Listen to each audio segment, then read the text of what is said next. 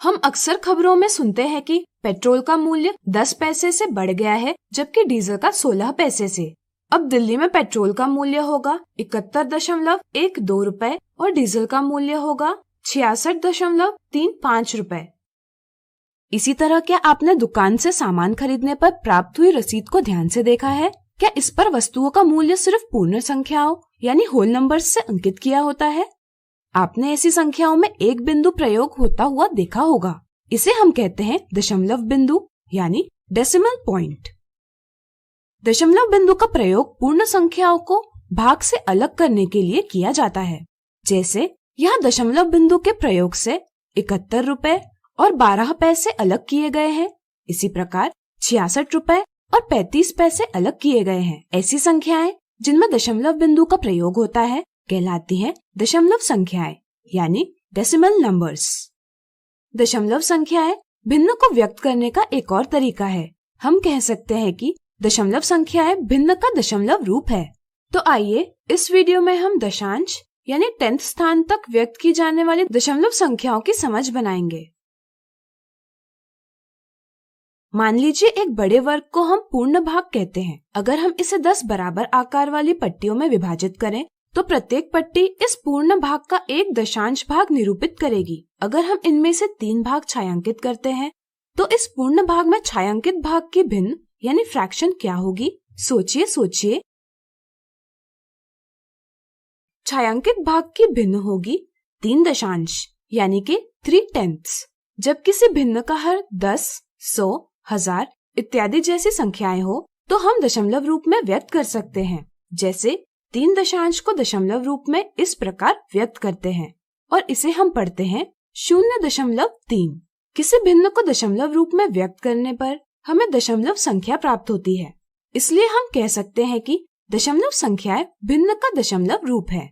हम कह सकते हैं कि अगर भिन्न का हर 10 हो तो उसे दशमलव रूप में व्यक्त करने के लिए हम अंश की संख्या को लिखते हैं और इसके सबसे दाईं ओर के अंक से पहले दशमलव बिंदु रखते हैं।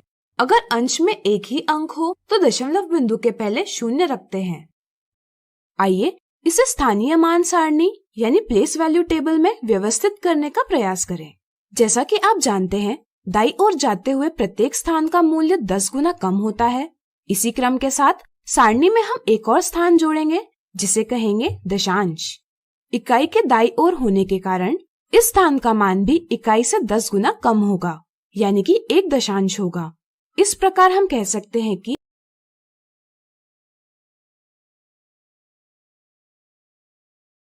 से हम दशमलव संख्याओं की तुलना कर सकते हैं। जैसे यहाँ 3.9 2.6 के दाईं ओर है, इसलिए 3.9 बड़ा है 2.6 से।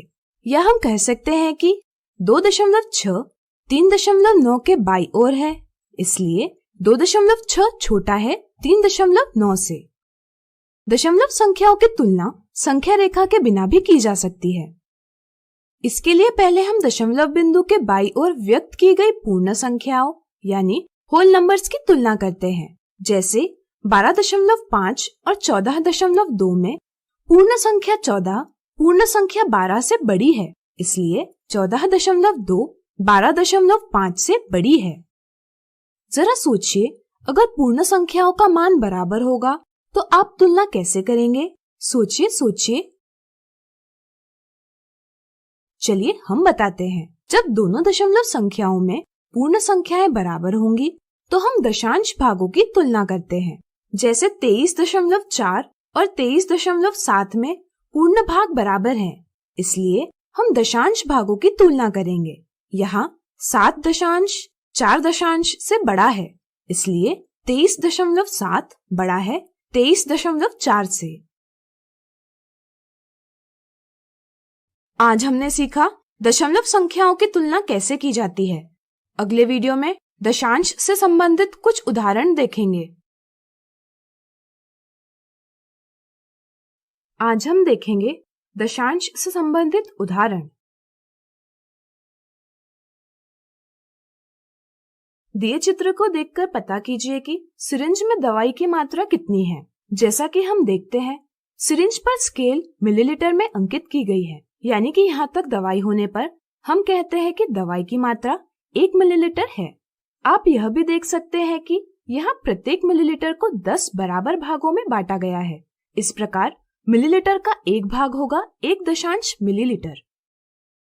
चूंकि यहाँ 2 पूर्ण है और 5 दशांश है, इसलिए सिरिंज में दवाई की मात्रा होगी 2.5 मिलीलीटर। अगला उदाहरण, जयंत ने 3 और 1/2 रोटियां खाई हैं। आप इसे दशमलव में कैसे व्यक्त कर सकते हैं? जयंत ने 3 और 1/2 रोटियां खाई हैं। यहाँ 3 और 1/2 यह संख्या एक भिन्न यानी फ्रैक्शन है।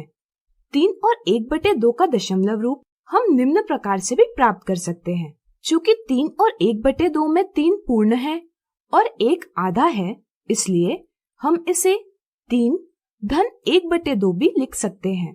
यहाँ 3 पूर्ण भाग है और 1 पूर्ण भाग का आधा भाग है। यहाँ हमें 1/2 को ऐसी भिन्न में परिवर्तित करना होगा जिसका हर 10, 100, 1000 जैसी संख्याएं हों। इसके लिए हम इस पूर्ण भाग को 10 बराबर भागों में विभाजित करेंगे। जैसा कि आप देख सकते हैं, अब यहाँ रोटी के 10 में से 5 भाग है, इसलिए 1/2 की तुल्य भिन्न यानी इक्विवेलेंट फ्रैक्शन है 5/10। तो बताइए, अब 3 इकाइयां और 5 दशांश दशमलव रूप में कैसे व्यक्त करेंगे? सोचिए। चलिए हम बताते हैं। 3 इकाइयां और 5 दशांश व्यक्त किया जाएगा 3.5 से। 1/2 की तुल्य भिन्न पता करने का एक और तरीका भी है। इसके लिए हम 1/2 के अंश 1 और हर 2 को 5 से गुना करेंगे। इससे हमें 1/2 की तुल्य भिन्न प्राप्त होगी 5/10। इसे हम दशमलव रूप में लिखते हैं 0.5 से। इसी के साथ 3 और 1/2 को 3 धन 0.5 से व्यक्त कर सकते हैं, यानी कि 3.5 से। तो दशमलव में हम यह कह सकते हैं कि जयंत ने 3.5 रोटियां खाई हैं। आज हमने देखे दशांश से संबंधित उदाहरण। अगले वीडियो में इनसे संबंधित कुछ मिथ्या धारणाओं को दूर करेंगे। आज हम देखेंगे दशांश से संबंधित मिथ्या धारणाएं और कुछ साधारण गलतियां। मिथ्या धारणा 1। एक दिन शिक्षक ने बच्चों को 1/2 को दशमलव रूप में व्यक्त करने के लिए कहा। मनीष ने 1/2 का दशमलव रूप 0.1 लिखा, नीरज ने 1.2 लिखा और सीमा ने 0.5 लिखा। तो बताइए, तीनों में कौन सही है? बच्चे यह समझ नहीं पाते कि किसी भिन्न को दशमलव रूप में व्यक्त करने के लिए उसका हर 10, 100, 1000 इत्यादि जैसी संख्याएं होना आवश्यक है। कुछ बच्चे नजरअंदाज कर देते हैं कि यहाँ हर 10 नहीं है और वे 1/2 के अंश को दशमलव बिंदु के बाद लिखकर 1/2 का दशमलव रूप 0.1 लिखते हैं। कुछ बच्चों की यह समझ बन जाती है कि दशमलव रूप में व्यक्त करते समय अंश को दशमलव बिंदु के पहले और हर को दशमलव बिंदु के बाद लिखा जाता है। ये दोनों जवाब गलत है, इसलिए ऑप्शन 1 और ऑप्शन 2 गलत है। सही समझ यह है कि 1/2 की तुल्य भिन्न यानी इक्विवेलेंट फ्रैक्शंस पता करनी होगी, जिसका हर 10, 100, 1000 इत्यादि जैसी संख्याएं हो। 1/2 के अंश 1 और हर 2 को 5 करते हैं। यहाँ हम दशमलव बिंदु नहीं दर्शाते।